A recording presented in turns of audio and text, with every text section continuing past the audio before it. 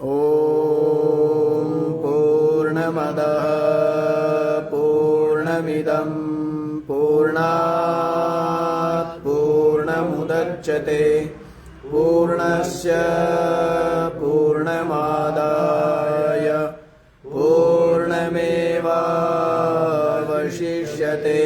ॐ शान्ति शान्ति ॐ सहना भवतु सहनौ भुनक्तु सह वीर्यं करवावहै तेजस्विनावधीतमस्तु मा विद्विषावहै। ॐ शान्ति शान्ति शान्ति।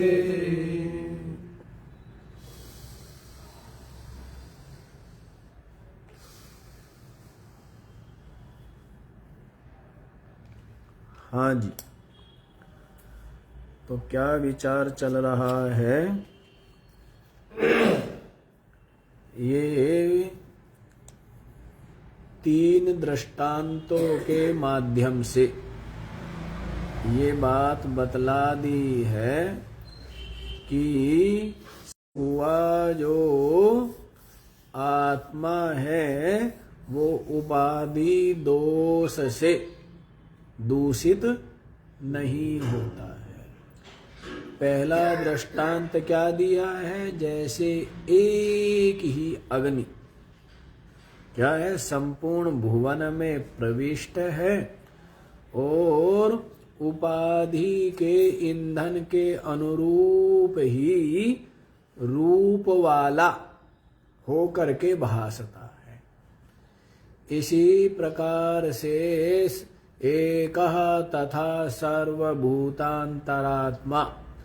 सभी भूतों का अंतरात्मा भी क्या है? एक वही आत्म तत्व है। लेकिन क्या बताया है? न लिप्यते लोक दुखे न बाह्य। और ये बता दिया था रूपम रूपम प्रतिरूपा बभूव बहिश्च। और वह जो है उपाधि के अनुरूप ही रूप वाला होकर के भासता है ना। तो और वो उससे बाहर भी है, उपाधि वान भी प्रतीत हो रहा है और उपाधि से निर्मुक्त तो है ही, उपाधि से निर्मुक्त तो है ही। फिर दृष्टांत दिया है वायु, एक ही वायु संपूर्ण भुवन में प्रविष्ट होकर के क्या है? विभिन्न नाम रूप वाला भास रहा है, एक ही वायु। इसी प्रकार से एक ही आत्मा संपूर्ण भूतों के हृदय में विराजमान होकर के उपाधि के अनुरूप ही विभिन्न नाम रूप में भास रहा है, जबकि है वो एक, और उपाधि से परे भी है, बाहर भी है। तीसरा दृष्टांत दिया है सूर्य का, कि जैसे एक ही सूर्य क्या है? सूर्यः तथा यथा सर्वलोकस्य चक्षुः, संपूर्ण लोक का जो चक्षु है, क्यों? चक्षु का उपकारक है। सूर्य के प्रकाश के बिना चक्षु जो है वो अपने विषय का प्रकाशन नहीं कर सकती।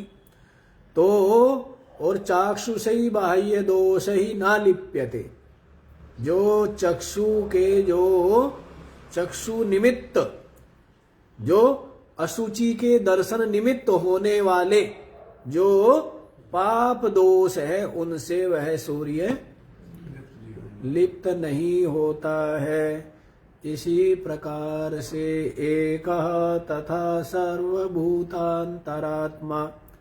समस्त भूतों का अंतरात्मा एक वही आत्म तत्व है और संपूर्ण जीवों के दुख युक्त होने पर भी जो दुख से संयुक्त नहीं होता है, वो तो बिल्कुल क्या बना रहता है, असंग बना रहता है। न लिप्यते लोक दुखे न बाह्य।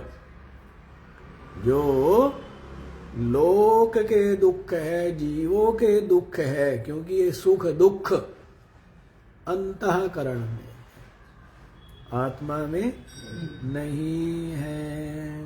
आत्मा तो नित्य ही विशुद्ध है ना। अब कैसा ही समझ लीजिए आप, दूध और पानी मिल गए हैं, दूध में से पानी निकाल लो या पानी में से दूध निकाल लो, बात एक ही है। वैसे ही आत्मा में ये 5 कोष घुस गए हैं, इनको निकाल लो या 5 कोषों में आत्मा घुस गई, इसको निकाल लो। करना क्या है, न्यारा न्यारा ही करना है। करना क्या है, अलग अलग ही तो करना, और तो कुछ नहीं करना। और भारी काम है क्या, भारी काम बिल्कुल नहीं। लेकिन जो अशांत मन वाले हैं उनके लिए भारी है। किनके लिए भारी है, जिनका चित्त विविध राग से रंजित है, विविध पदार्थों का जो राग बना हुआ है, और उस राग के कारण से चित्त तो भाई, चित्त की चंचलता का हेतु क्या है? जैसे दीपक जल रहा है, उसकी जलने का हेतु क्या है, तेल है ना। तेल समाप्त हुआ, वैसी राग समाप्त हुआ और चित्त शांत हुआ। अब चित्त के पीछे पड़े रहेंगे शांत करने के लिए, और जो काम करना है भाई, राग का तेल क्या हुआ, राग का तेल चुकता हो गया तो अपने आप मन शांत ही है। नहीं होता है, शांति रहता है मन तो। अशांत कब होता है, जब कोई कामना चित्त में स्फुरित होवे, खाने को लेके, पहनने को लेके, पीने को लेके, जाने को लेके, आने को लेके, लेने को लेके, देने को लेके, जब चित्त में कोई कामना स्फुरित होती है तभी तो, अन्यथा क्या है? और कामना का हेतु राग है। कामना का हेतु क्या है, तो राग ही है। तो उनके लिए तो कठिन है, अन्यथा सरल सी बात है। लेकिन व्यक्ति को लगता है परमात्मा को पाना तो कठिन काम होना चाहिए, क्योंकि सुना है कि बहुत कठिन है, परमात्मा को पाना बहुत कठिन है। तो व्यक्ति को लगता है कि ऐसे नहीं मिलेगा। तो कैसे मिलेगा, कि मैं जो है हिमालय में जाऊं, वहां पर बर्फ में अपनी हड्डी गलाऊं, ठीक है, और वहां पर भूखा प्यासा मरूं, और हंसना बोलना खाना पीना पहनना लेना देना सब छोड़ के है किसी का चेहरा ना देखूं, तब जा करके क्या होगा, तब भी 12 साल या 36 साल बाद क्या मिलेगा, परमात्मा तो मिले नहीं पर अकल जरूर मिल जाएगी। अकल मिल जाएगी कि तू बेवकूफ था, तू मूर्ख था, तेरे से बड़ा है बेवकूफ कोई दूसरा था नहीं। ये अकल आएगी, अकल नहीं। हानि हो के, असफल हो के, ठोकर खा खा के क्या आती है, और तो कुछ नहीं आती। एक ही तो चीज आती है, क्या आती है? अकल ही तो आती है। गलतियां कर करके क्या आती है, और अकल ही आनी चाहिए। अकल जैसे भी आ जाए, बार बार हम ये तो कहते हैं अकल। यदि गंगा में नहा के ये अकल आ रही है कि मैं निष्पाप हो गया, तो हो गए। अकल आनी चाहिए। यही तो प्रज्ञा कहो, अकल कहो, समझ कहो, विवेक कहो, ज्ञान कहो, निश्चय कहो। ये अकल ही तो आनी है, जैसे भी आ जाए। ठीक है ना। पैर ऊपर करके यदि शीर्षासन करके और 2 घंटा महामृत्युंजय मंत्र का अनुष्ठान करे, और वो करके भी अकल ही आएगी। क्या अकल आएगी? निष्पाप हो गया। क्या हो गया? निष्पाप हो गया। सीधे सीधे खड़ा होके जप करके ये अकल आ जाए तो भी निष्पाप है। आनी तो अकल ही है। सीधे जप करके अकल आ जाए तो बढ़िया है ना। किसी को पानी पिला के अकल आ जाए तो बढ़िया नहीं। अच्छा, एक चीज अलग अलग है ना। देखो, अकल की बात है। कोई बिल्कुल ठीक ठाक हो तो उसको पानी पिला करके अकल नहीं आती है, और जो बहुत प्यासा हो उसको पिला करके एक बुद्धि में एक अकल आती है, नहीं आती है? एक संतोष, एक शांति का अनुभव। जैसे भी हो अकल आनी चाहिए। चाहे प्यासे को पिला के आ जाए, चाहे बिना प्यासे को पिला करके आ जाए, अकल ही आनी है। बननी तो एक प्रज्ञा ही, तो एक बुद्धि तो बन गई। हुआ क्या? हुआ कुछ नहीं है। हुआ कुछ नहीं, एक बुद्धि ही बनी है। तो ये प्रज्ञा बन जाए, ये बुद्धि बन जाए, ये अकल आ जाए।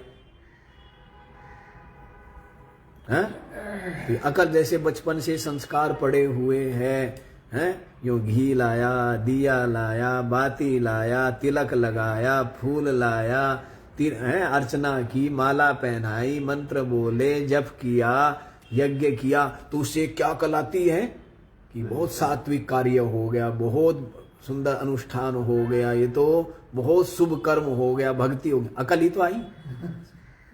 क्या आई? ये सब कुछ कर करा के आनी क्या है? अकल ही आनी। और दिमाग, ये शरीर भूखा है, ये भी तो अकल ही दे रहा है। आपके प्राणों को भूख लगी है, ये भी क्या है? ये भी अकल है। और इसमें रोटी डाल के दिमाग क्या संदेश दे देता है? तो सब कुछ किससे है? अब जिसकी जो समाधि लगी है या कोमा में है, तो उसको भूख प्यास थोड़े लगेगी, या भूख प्यास का अनुभव थोड़े होगा उसको। चलो, प्राण चल रहे हैं तो प्राण के चलने से सब कुछ तो होगा। प्राण चलेंगे तो भूख प्यास है, और प्राण बंद तो भूख प्यास नहीं लगेगी, सारी क्रियाएं रुक जाएंगी भूख प्यास की। लेकिन इन सब का ज्ञान किससे हो रहा है? कोमा में जो गया है उसको ये जो डॉक्टर लोग हैं, वो अपने मशीनों के अनुसार ही जो पानी देना है, जो कुछ देना वो दे रहे हैं ना। वो तो नहीं मांग रहा है ना, क्योंकि उसको ज्ञान, ये मशीन चल रही है, उसको ज्ञान नहीं है। श्वास चल, उसको तो ये भी नहीं पता श्वास चल रहे हैं, उसको ये भी नहीं पता। अब वो चीज आपको नहीं पता है, आपके अंदर जो चल रही है वो चीजें नहीं पता है। हृदय चल रहा है, अब कुछ थोड़ा थोड़ा पता लग गया, थोड़ा थोड़ा ही पता, कुछ भी नहीं अभी भी। और कितना काम कर रहा है आपको क्या पता है? तो काम तो बहुत कुछ होता रहता है, एक एक सेल नहीं बन रहे, बहुत कुछ हो रहा है। तो कहने का भाव है, ये प्रज्ञा बन जाए। प्रज्ञा बन गई कि मैं जीव हूं, ये भी अकल ही बनी है कि मैं शरीर हूं, मैं प्राणमय कोश हूं, मैं मनोमय कोश हूं, विज्ञानमय कोश हूं, आनंदमय कोश हूं। ऐसी क्या बनी है? अकल बनी। और उस अकल को वहीं पहुंचा दो जहां से ये प्रकट हुई है। तो कहां से प्रकट हुई है? अकल को क्या कर दो? बेअकल कर दो। क्या वजह? बेअकल हो गई, वृत्ति लय हो गई। किस में लय हो गई? जहां ये तरंग उठी थी, कहां उठी थी? जल में उठी थी। और कहां लय हो गई? वैसी वृत्ति जहां उठी है, ये अकल जहां उठी है और जिसमें स्थित है और जिसमें लय हो जाती है, वो ही अपनी चेतन है, आत्मा। वो सरल सा काम है, कोई कठिन काम नहीं है। कठिन काम हमने बता दिया है। जो राग का त्याग है वही क्या है, कठिन कार्य। 12वां मंत्र आप लोग देखिए। एको वशी सर्वभूतान्तरात्मा एकं रूपं बहुधा यः करोति तमात्मस्थं येनुपश्यन्ति धीराः तेषां सुखं शाश्वतं नेतरेषाम्। एकः वशी सात्मा बहुधा यह करोति तम आत्मस्थम ये अनुपश्यन्ति धीराः तेषां सुखं शाश्वतं न इतरेषाम्। एकः वशी सर्वभूतान्तरात्मा। एकः माने जो एक, जो सर्वभूतान्तरात्मा, संपूर्ण भूतों का जो अंतरात्मा है वो क्या है, एक ही। 3 दृष्टांतों से पीछे समझा भी दिया। जैसे एक सूर्य है और अनेक उपाधि से कितने भासते हैं, है ना। जितने भी सरोवर है या जितने भी जल भरा हुआ है तो इसी प्रकार से एक ही। सुबह हम सुन रहे थे तो आता है ना उसमें भी रुद्राष्टक बोलते हैं ना, रुद्राष्टक। प्रसीद देवेश सर्वभूताधिवासा, ऐसे करके आया है सब जगह। इससे ज्यादा स्पष्ट और क्या कहें। सर्वभूताधिवासा, संपूर्ण भूतों के अंदर जिसका। और ये सारे भूत कहाँ ढूंढ रहे हैं, अंदर दौड़ रहे हैं सबके सब, कहीं और बाहर दौड़ रहे हैं। सर्वभूताधिवास प्रसीद देवेश, जगन्निवासा कह दिया है, उससे पहले ऊपर आ जाता है ना। सर्वभूताधिवास, संपूर्ण भूतों के अंदर जिसका वास। और कहाँ ढूंढते हैं उसको, है? बाहर ढूंढते हैं।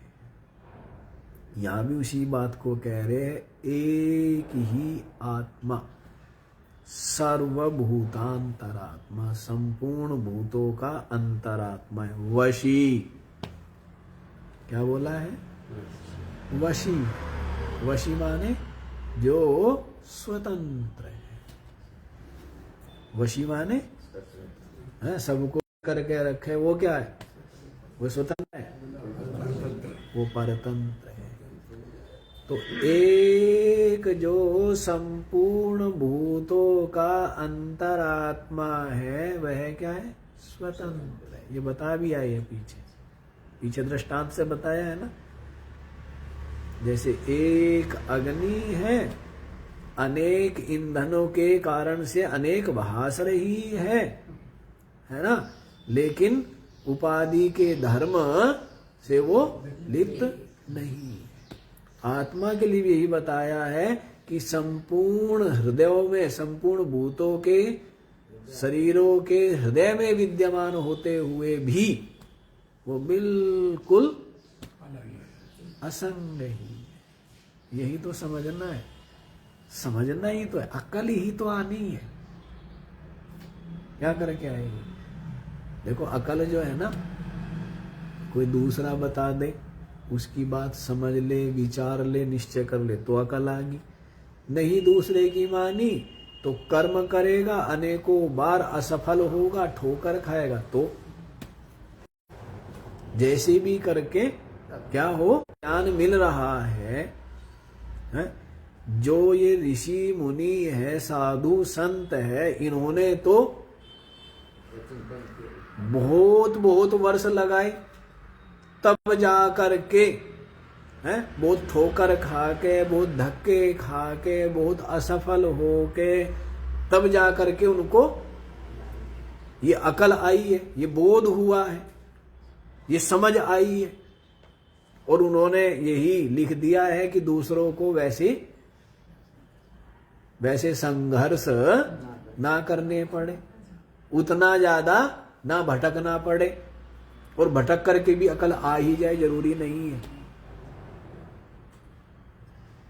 भटक करके भी बहुत तो क्या है, भटकते भटकते भटकते जीवन पर्यंत भटकते ही रह जाते हैं।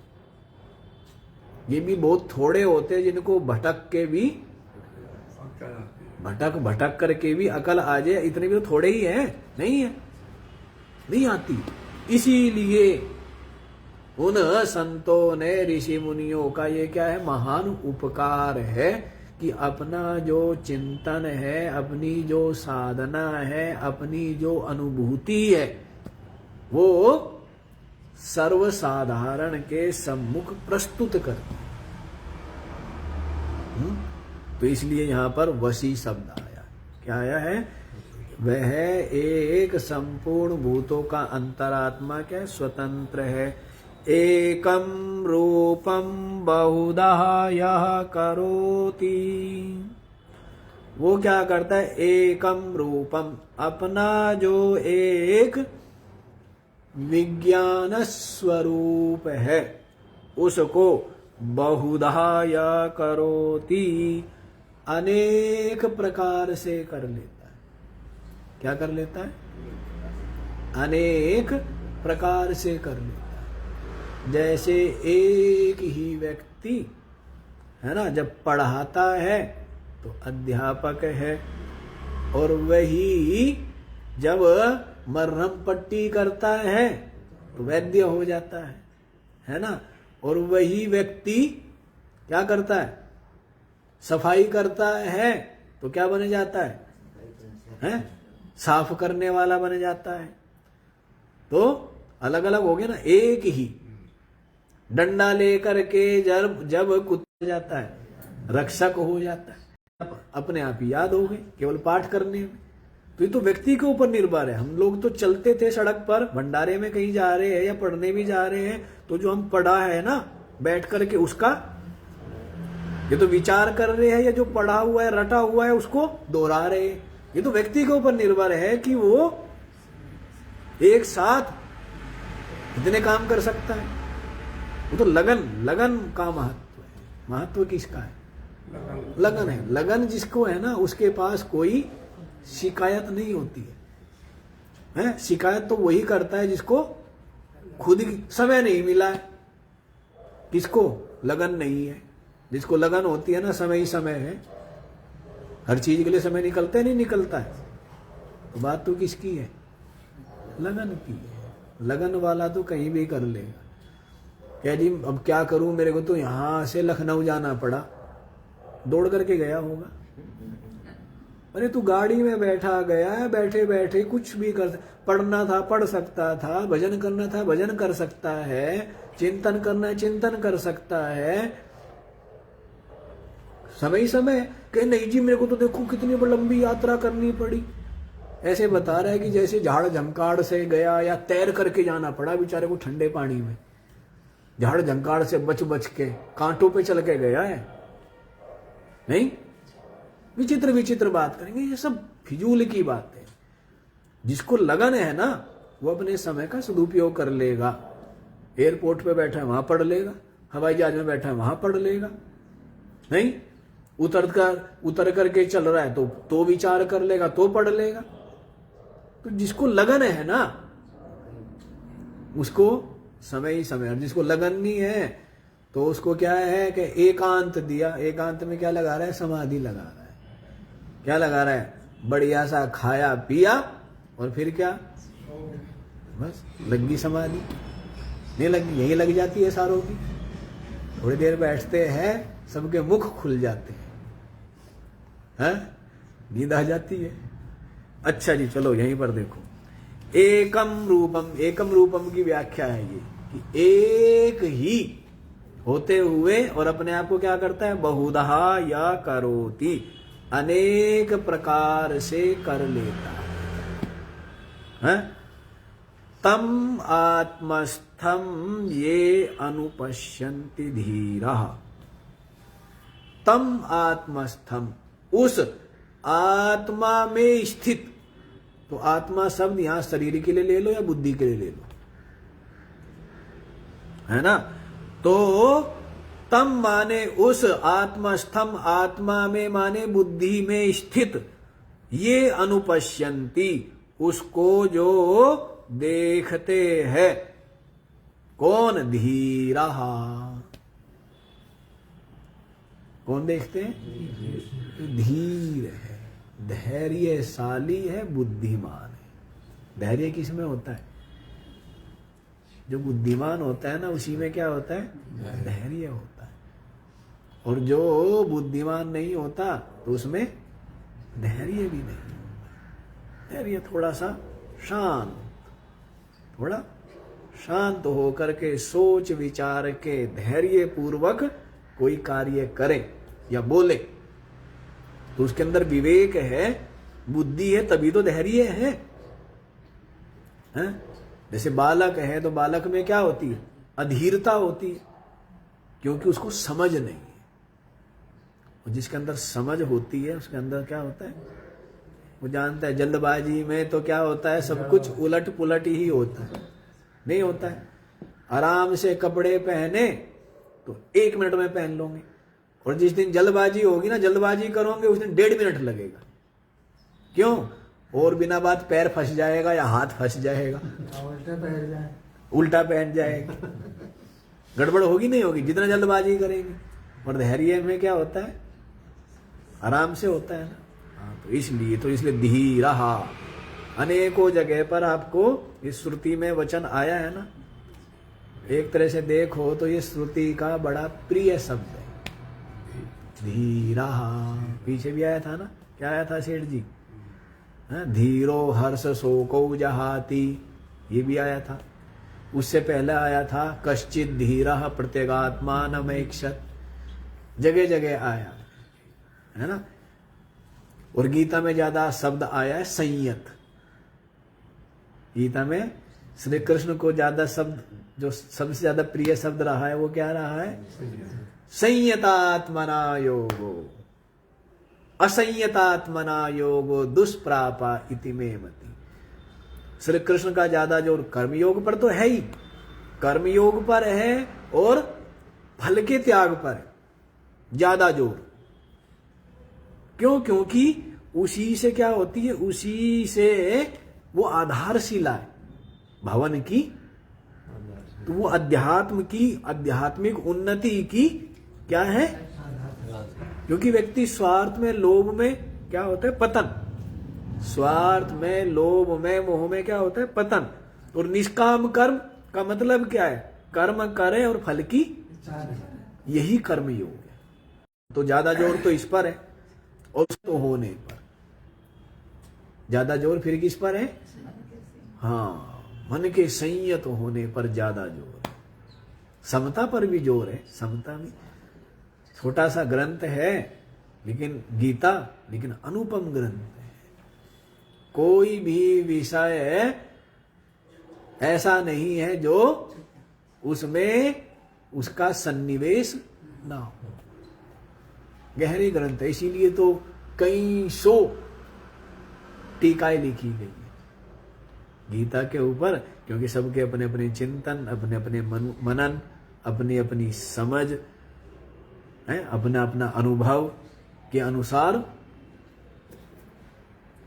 महात्मा गांधी की भी है, विनोबा भावे की भी है, अनेकों की, उड़िया बाबा की भी है, और बाकी जो ये प्रसिद्ध है वो तो है ही। राम सुखदास जी की अलग, जयदयाल जी की अलग है, बहुत है। तो अनुपम ग्रंथ है। तो देखो यहां पर धीरा में आई है, धीरा। श्रुति को ज्यादा प्रिय शब्द हमें क्या, कौन सा लगा है? धीरा। तम आत्मस्थम ये धीरा अनुपश्यन्ति, उस बुद्धि में स्थित उस आत्मा को ये धीरा अनुपश्यन्ति, जो धीर लोग देखते हैं, तेषाम सुखम।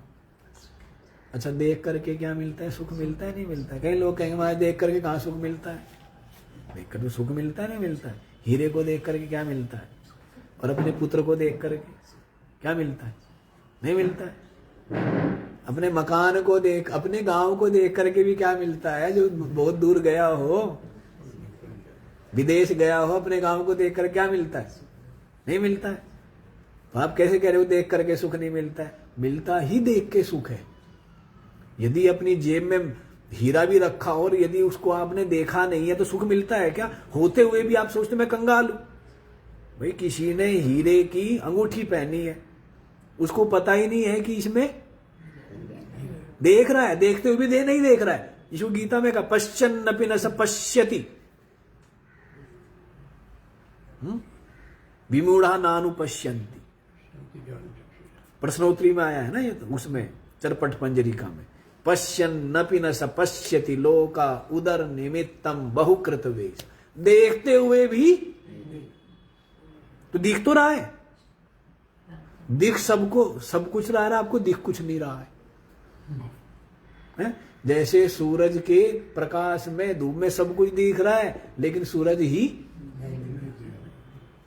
वैसे ही परमात्मा के प्रकाश में सब कुछ दिख रहा है। सूरज भी किसके प्रकाश में दिख रहा है? आपकी बुद्धि किसको जान रही है? सूरज को। वो बुद्धि जो जान रही है वो किसके प्रकाश से जान रही है? बताओ। तो देख भी रहे आप वास्तव में, जैसे कोई अंगूठी देख रहा है, लेकिन अंगूठी देखने का लाभ नहीं है। किसको देखने का लाभ है? सोने को। चांदी की उठा के ले आए तो लोहे की उठा के ले आए। तत्व को देखने का, देखते हुए भी नहीं देख रहा है। घड़ा देख रहा है, घड़ा नाम रूप को देख रहा है, लेकिन वास्तव में क्या है? मिट्टी से द्वेष करे, मिट्टी से घृणा करे, घड़े को प्रेम करे। अरे घड़ा क्या है? मिट्टी तो है। तत्व को देखना, तो देखते हुए भी नहीं देख रहे ना, देखते हुए भी नहीं देख रहे। तो देखने का पता समझ आ रहा है ना? देखने, जैसे मैंने बताया अंगूठी है, रोज देखता है, रोज साफ भी करता है, उस हीरे को भी साफ करता है, अंगूठी को भी साफ करता है, लेकिन उसको पता ही नहीं है कि ये क्या है। वो तो समझ रहा था बेचारा, उसको साधारण कुछ कांच समझ रहा था। फिर पता लगता है कि अरे ये तो वास्तव में बहुत बहुमूल्य हीरा है। तो देखते हुए देख पा रहा था क्या? वो नहीं देख पा रहा था। तो परमात्मा को देखने का बताओ। ये धीरा जो धीर तम आत्मस्थम, उस बुद्धि में स्थित परमात्मा को अनुपश्यन्ति, देखते हैं। तो क्या होता है? तेषाम सुखम, उनको ही सुख मिलता है, वो सुखी हो जाते हैं। परमात्मा को देख करके क्या होते हैं? परमात्मा को देख करके क्या? और संसार को देख करके क्या? संसार को देख करके क्या मिलेगा? दुख। क्या मिलेगा? सुख मिल जाएगा। कैसे मिल जाएगा? क्योंकि जो आप देख रहे हैं वो बदल गया है अगले ही पल। गाड़ी लाए थे नई, देखते देखते हो गई नहीं। जैकेट लाए थे बिल्कुल नई, देखते देखते क्या हो गई? तो दुख मिलेगा। जो कुछ भी है सब, शरीर लाए थे कोमल कोमल, हो गया क्या? कहना हो गया बिल्कुल है? सारा का सारा रस निचड़ गया। शरीर का क्या हो गया? वो कहेंगे मुख हो गया है पोपला, दांत थे मोती की तरह चमकते थे, और अब क्या हो गए? वो अलग है बात है, जैसे बनावटी लगवा लेते हैं वो अलग बात है। और नहीं तो क्या हो जाता है बुढ़ा आदमी जैसे निचोड़ लिया हो, नहीं निचोड़ लिया, मुख हो गया है पोपला। उसी को कहा है ना करपट मंजरी में है? अंगम गलितम पलितम मुंडम दसन विहीनम जातम तुंडम वृद्धो याति गृहीत्वा दंडम तदपि न मुंचति आशा पिंडम भज गोविंदम। तो बदल गया ना, कोमल कोमल शरीर था, देख छोटा सा बालक होता है, कोमल कोमल होता है? नहीं होता है। और फिर कैसा हो जाता है शरीर, बताओ? बिल्कुल कहना खून का जो है नामो निशान नहीं मिलता, और हॉस्पिटल जाना पड़ता है, डॉक्टर लोग वो नस ढूंढना ही महाभारत हो जाती है, नहीं हो जाती है? बीमा हो जाता है। हाँ, सारा जल गया। चिंता में क्या हो गया? चिंता में जल गया ना, राग द्वेष में जल गया, नहीं जल गया। तो वैसे तो चलो सुख की बात कर रहे हैं यहाँ पर। क्या होता है? उसी को सुख ही है। संसार को देखे तो क्या है? दुख ही दुख मिलेगा, क्योंकि सब बदल रहा है। आज बेटे को देख रहा है आज्ञाकारी है, कल वो आज्ञाकारी नहीं है, कल और जगह वो बदल गया है। आपका शरीर ही बदल रहा है, सब कुछ तो बदल रहा है, नहीं? तो इसलिए परमात्मा को देखने, सुख चाहते हो तो किसको देखो? परमात्मा को देखो। तो तेसाम सुखम, कैसा सुख? शाश्वतम। सुख तो क्या महाराज यहां भी मिल जाते हैं हमें। चटनी खाते हैं तो सुख मिलता है, पकोड़ा खाते तो सुख मिलता है, गुलाब जामुन खाते तो सुख मिलता है। शाश्वत मिलता है क्या? हैं? खाते खाते पेट भर जाता है और खाने की तृष्णा जाती नहीं है, हैं? कुल्ला तक करना चाहता नहीं है और दांत में कीड़े। गुलाब जामुन खा के कुल्ला करने की इच्छा होती है, हैं? अब कुल्ला ना करे तो फिर क्या हो जाता है? मीठा तो सबको पसंद है ना, तो कीड़े आ जाते हैं, तो दांतों में क्या लग जाते हैं? कीड़े लग जाते, नहीं लग जाते? हाँ, तो शाश्वत सुख नहीं है। क्या है? शाश्वत सुख नहीं है। लेकिन आत्मा को दर्शन करने से क्या होता है? शाश्वतम सुखम तेसाम, उनको ही जिन धीर पुरुषों ने उस बुद्धि में स्थित उस परमात्मा को देख लिया है, तेसाम शाश्वतम सुखम, उनको ही शाश्वत सुख है, ना इतरेसाम, औरों को। तो परमात्मा को देखने में ये सुख है ना? शाश्वत सुख की प्राप्ति होती है, इतरेसाम, दूसरों को नहीं होती है। अब इसका आप लोग भाष्य देखिए। किंच, और देखो, स ही परमेश्वरः सर्वगतः स्वतंत्रः एका न तत्समा अभ्यधिकः वा अन्यो अस्ति। स ही परमेश्वरः, वह जो, हाँ जी, परमेश्वर। हाँ? जैसे शीशे के सामने जाते और दिख जाता है ना अपना मुख, वैसे ही शास्त्र के सम्मुख आता है तो कौन दिख जाता है? परमात्मा दिख जाता है। शास्त्र किसको दिखा रहे हैं? परमात्मा को दिखा रहे हैं। और कहाँ दिखा रहे हैं? आपके हृदय में। और कहाँ दिखा रहे हैं? आपका आत्मा है, और सारा प्रकाश उसी का। मन बुद्धि क्या हो गए हैं? चेतनावान हो गए हैं। और फिर वो मन बुद्धि सूरज, चांद, पहाड़, पर्वत, ग्रह, नक्षत्र सबको क्या कर रहे? प्रकाशित कर रहे हैं। अब जो पड़ा हुआ है सब, उसके लिए सूरज क्या, धूप क्या और छाया क्या। जो जिसकी बुद्धि जो समाधि में है या कोमा में गया है या मूर्छित है, उसके लिए सूरज क्या और दिन क्या और रात क्या। बुद्धि से ही तो प्रकाशित है सूर्य। किससे प्रकाशित है? बुद्धि से प्रकाशित। बुद्धि भी जिससे प्रकाशित है, इसलिए बोल दिया है मति ना लखे जी ही, विचार सागर के शुरू में ही आता है। मति ना लखे जी मति लखे, सो मैं शुद्ध अपार।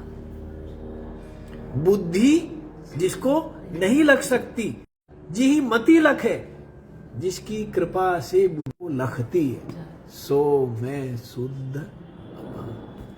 वो मैं शुद्ध हूं, अपार हूं। तो यहां पर वे ही कह रहे, साही परमेश्वरः सर्वगतः स्वतंत्रः।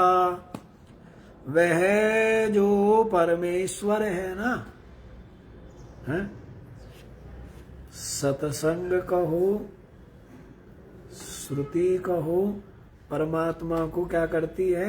जैसे आपके हाथों पे कोई आंवला रख दे, हाथों पर रखा हुआ आंवला बिल्कुल क्या स्पष्ट ही आपके पास है। वैसी श्रुति क्या करती है? परमात्मा को आपके सामने क्या आपकी हथेली पर रख देती।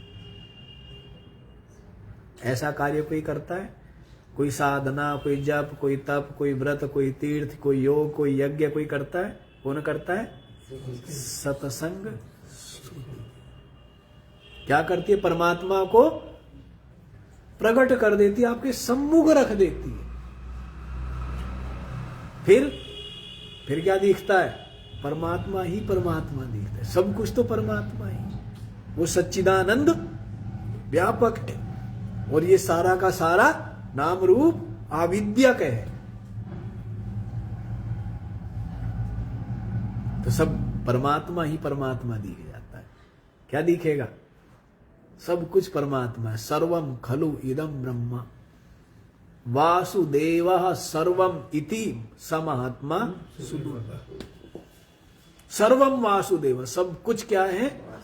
वासुदेव ही है। ऐसा जिसका निश्चय है, समहात्मा सुदुर्लभ। ऐसा महात्मा तो क्या है? अत्यंत। सब कुछ परमात्मा है। सब कुछ क्या है? परमात्मा है। ऐसा जिसको विवेक हो गया, मनन करके ऐसा जिसका दृढ़ निश्चय है, और ऐसा ही जिसकी अनुभूति है? तो बारंबार आपको कह ही दिया हमने, ये कठिन काम नहीं है लगनशील के लिए। और जो राग से रहित है जिसका चित्त, उसके लिए ये कठिन काम नहीं है, सरल ही तो काम है। तो देखो क्या कहे, साही परमेश्वर, वह जो परमेश्वर है, सर्वगतः माने व्यापक है, सब और गया हुआ है। स्वतंत्र, स्वतंत्र है, एक है, न तत्समः, उसके समान कोई दूसरा है ही नहीं। अभ्यधिकः वा अन्यो न अस्ति, या उससे अधिक भी कोई नहीं। एक है, एक कहने का मतलब क्या हो गया? ना तो उसके कोई समान है, एक है ना, तो समान तो तब हो जब कोई दूसरा हो। एक कहने से अभ्यधिक कोई दूसरा हो। अरे भाई बावड़े, जब कह दिया एक दूसरा हो वे, तो कम ज्यादा की चर्चा भी करे। कोई कहे कि भाई कितने पुत्र है? कहे एक। अच्छा ये बताओ, उनमें आज्ञाकारी कौन सा है? उनमें ज्यादा बढ़िया कौन सा है? अच्छा ये बताओ, आपको प्यारा कौन सा है? ये सब फिजूल की बात नहीं। जब एक है तो इसमें उस ज्यादा कम ये कोई मतलब बनता है? तो वैसी परमात्मा क्या है? एक। वशी सर्वस्य ही अस्य जगद वशे वर्तते, ये भी अर्थ कर दिया है कि संपूर्ण जगत जिसके वश में है होकर के विराजमान है। संपूर्ण जगत जिसके वश में, किसके वश में? सबका अधिष्ठान वही है ना। सारी मिठाइयां मीठे के वश में है। सारी मिठाइयां किसके वश में हैं? सारे पात्र मिट्टी के वश में है नहीं? ये जो नाम रख दिया कुम्हार ने, ये जो आकार दिया है, किसको दिया है? मिट्टी के वश में है ना। नाम भी रूप भी ऐसे अधिष्ठान क्या है? सच्चिदानंद। जितने भी नाम है चाहे वो पृथ्वी है, चाहे वो सूर्य है, चाहे वो नदी है, चाहे वो पर्वत है, ये क्या है? नाम है। और इन सबके अलग अलग रूप है, अलग अलग रूप है। लेकिन नाम रूप का जो अधिष्ठान है वो कौन है? वो सच्चिदानंद है ना, सत चिद आनंद। तो सब कुछ उसके ही आश्रित हुआ ना। जैसे बारंबार हमने बताया, दीवार है, दीवार पर हाथी बना दिया, शेर बना दिया, सांप बना दिया, मोर बना दिया, सब कुछ किसके ऊपर है? वैसी सारा का सारे जगत का जो अधिष्ठान है, जैसी सारी लहरें किसके वश में? तो जल को वशी कहेंगे। लहरों का वशी कौन है? जल है ना। वैसी संपूर्ण जगत का अधिष्ठान, जिसमें जगत उत्पन्न हुआ, जिसमें जगत स्थित है, जिसमें जगत लय हो जाता है, कौन है? अरे जिसमें प्रकट होकर योग वशिष्ठ तो बारंबार, न इधर की बात न उधर की बात, सीधी बात। अपनी आत्मा में फुरना, उसी का नाम रख दिया चित्त। और चित्त में ही ये सारा का सारा, चित्त के संकल्प से ही इस सृष्टि का निर्माण। तो सारी की सारी सृष्टि किसमें, किसके आश्रित है? चित्त के। और चित्त किसके आश्रित है? इसीलिए कह दिया है सर्ववशी सर्वस्य ही अस्य जगद वशे वर्तते। अस्य जगद, ये जिसके वश में ये संपूर्ण जगत वर्तते माने विद्यमान है। कुतः सर्वभूतांतरात्मा, ये ढूंढ रहा बाहर इस जगत को रचने वाला कहीं अलग लोक में बैठा है, वहां से झांक रहा है। वहां से क्या करता है? बना दिया इसको, और वहां से क्या कर रहा है? झांक रहा है। श्रुति क्या कह रही? अंदर घुस के बैठ गया सबके, सर्वभूतांतरात्मा, सब भूतों का अंतरात्मा है। सब भूतों का क्या है? श्री कृष्ण भी पुकार पुकार करके कहते हैं, ईश्वरा सर्वभूतानां हृदयसे।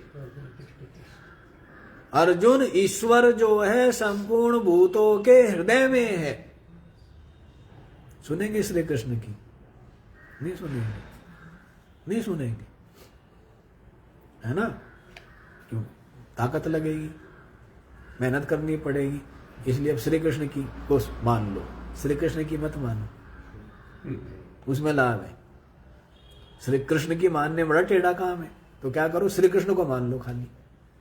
वो कह रहे मेरे को मत मानो। वो क्या चाहते हैं? किसको मानो? मेरी बात सुनो। बात नहीं सुनेंगे, चुप बैठो आप। क्या कह रहे हैं?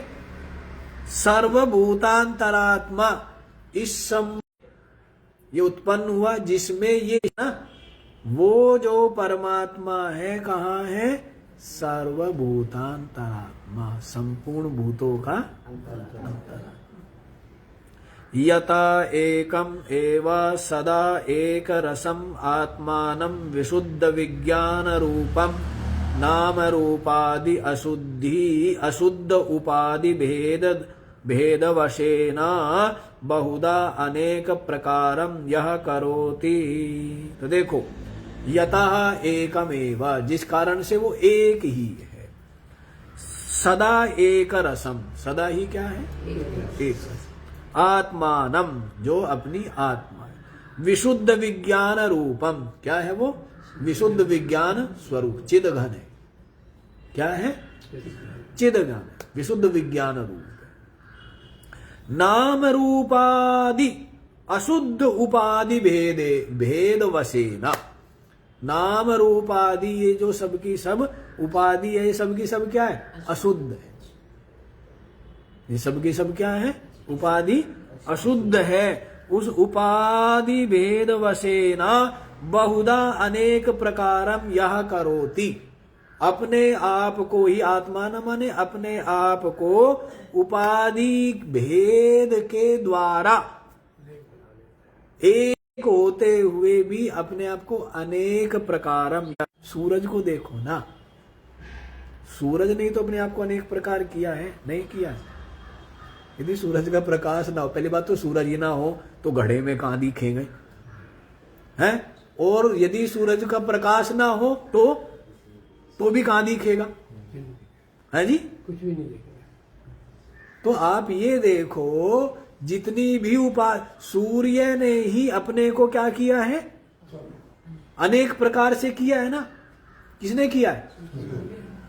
यदि सूर्य का प्रकाश ना हो, अनेक प्रकार से किया हो या एक ही हो, ये देख पाओगे क्या आप?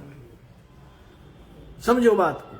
तो सूर्य ने ही अपने आप को क्या किया हुआ है, उपाधि के द्वारा।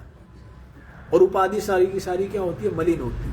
चाहे शीशा भी है वो मलिन है। जितना साफ जो है सूरज ये है, शीशे वाले को देख भी लोगे वो दिखेगा क्या है? वो दूरी की वजह से ऐसे लग रहा है, नहीं तो कहां दिखेगा, है?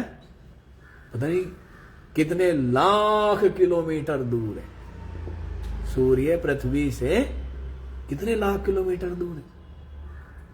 तो देखो यहां पर क्या कह रहे हैं, वो जो विशुद्ध विज्ञान स्वरूप एक रस अपनी आत्मा है, नाम रूपादि अशुद्ध उपाधि भेद वशीन, नाम रूप आदि जो ये अशुद्ध उपाधियां है, चाहे वो शरीर हो, चाहे वो अविद्या हो, चाहे वो अंतःकरण हो, है ना, ये अशुद्ध उपाधि भेद से बहुधा प्रकारम यह करोति आत्मानम, अपने आप को जो अनेक प्रकार से करता है।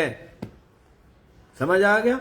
स्वात्म सत्ता मात्रेण अचिंत्य शक्तित्वात्, स्वात्म सत्ता मात्रेण, अपने आप की सत्ता मात्रेण, केवल विद्यमानता से, अपने आप की क्या, केवल विद्यमानता। जैसे मालिक की विद्यमानता से, सूरज की विद्यमानता से कमल विकसित हो रहे, विद्यमानता से, कुछ अलग से एफर्ट नहीं करना पड़ेगा, विद्यमानता से।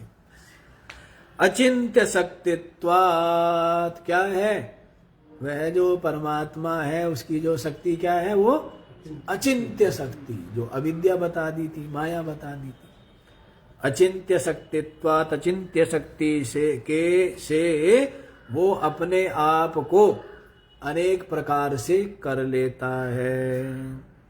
तम आत्मस्थम स्वसे बुद्धौ, वही मैंने बोला था ना, आत्मा स्थित अर्थात शरीर में स्थित, अर्थात हृदय में स्थित, अर्थात बुद्धि में स्थित उस आत्मा को चैतन्याकारेण अभिव्यक्तम इत्येतत्, जो क्या है, चैतन्य रूप से जो अभिव्यक्त है। क्या है? चैतन्य रूप से जो है, बुद्धि में, हृदयाकाश आदि में क्या है, अभिव्यक्त है, वह जो अपनी आत्मा है। नहीं शरीरस्य, ये जो शरीरस्य आधारत्वम न, ये जो शरीर है ये आत्मा का आधार नहीं है। ये शरीर जो है ये आत्मा का, आप क्या समझ लोगे भाई, शरीर के अंदर है, जैसे घड़े के अंदर है, तो पानी का आधार क्या है, घड़े में जो पानी है उसका आधार क्या है, घड़ा है, घड़े के अंदर। वैसे ही शरीर के अंदर, तो इसका मतलब शरीर क्या हो गया, आधार हो गया, वो आधेय हो गया। तो कहते इस तरह से नहीं कह रहे हम कह रहे हैं चैतन्य अभिव्यक्तम, चैतन्याकारेण अभिव्यक्तम, चैतन्य रूप से वहां पर अभिव्यक्त है, अन्यथा है व्यापक। उपाधि में, अंतःकरण उपाधि में, बुद्धि उपाधि में चैतन्य रूप से क्या हो रहा है, अभिव्यक्त हो रहा है। जैसे सूर्य का प्रकाश या सूर्य का जो प्रतिबिंब है वो सब जगह है, लेकिन वो शीशे में दिखता है, और वही टाइल में चमकता है, पत्थर में चमकता है, जमीन पर कीचड़ में नहीं चमक रहा है। तो ये जो चमक रहा है और नहीं चमक रहा है, तो ये सूर्य की कोई वो नहीं है, ये उपाधि की वो है। समझ आ रही है बात? तो जो चैतन्य है वो जैसे सूर्य है, क्या है, सब जगह व्यापक ही हुआ ना, लेकिन अभी यहां सूर्य का प्रतिबिंब नहीं था, शीशा लगा दिया तो क्या पहले नहीं था क्या?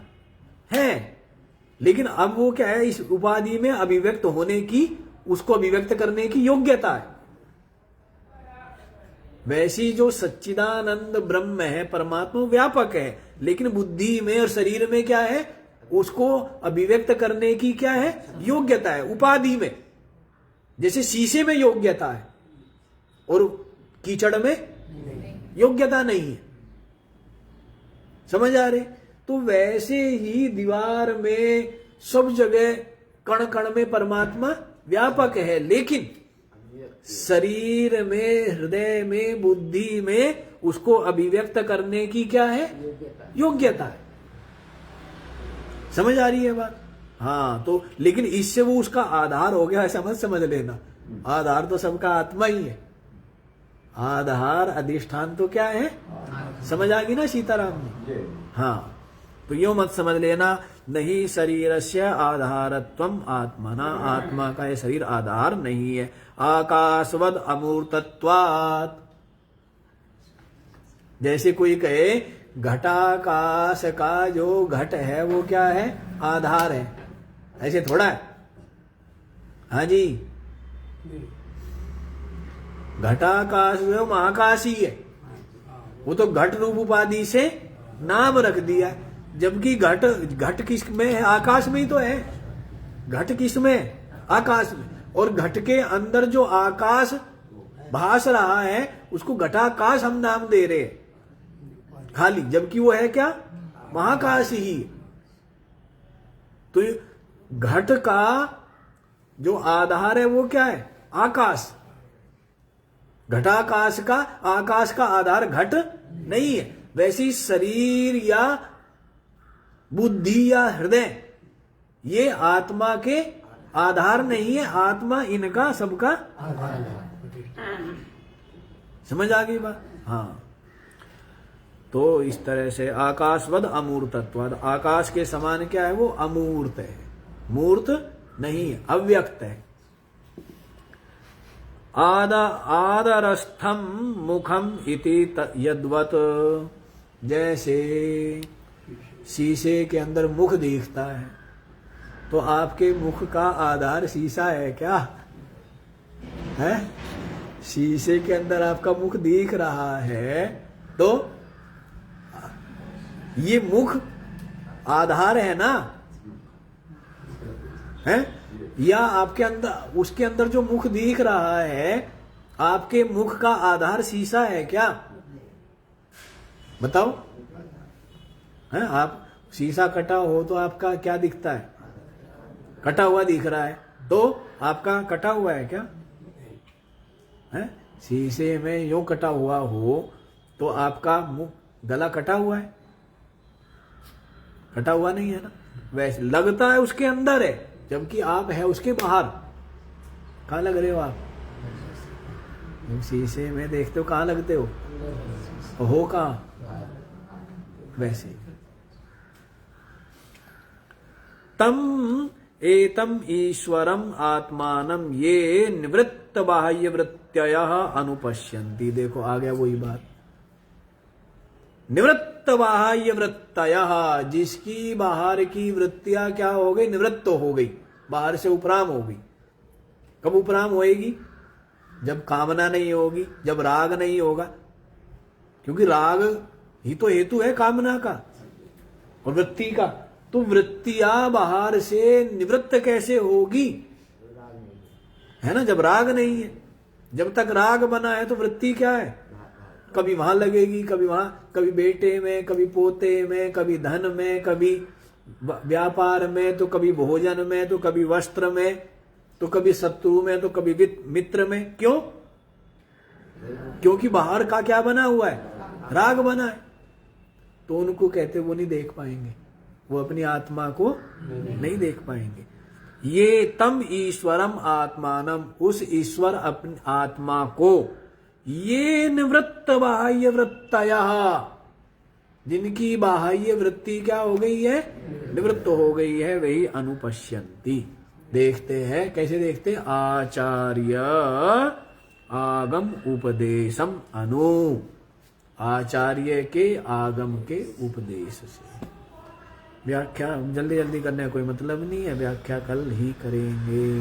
समय ओम पूर्णमद पूर्णमिदं पूर्णात् पूर्णमुदच्यते पूर्णस्य पूर्णमादाय पूर्णमेवावशिष्यते।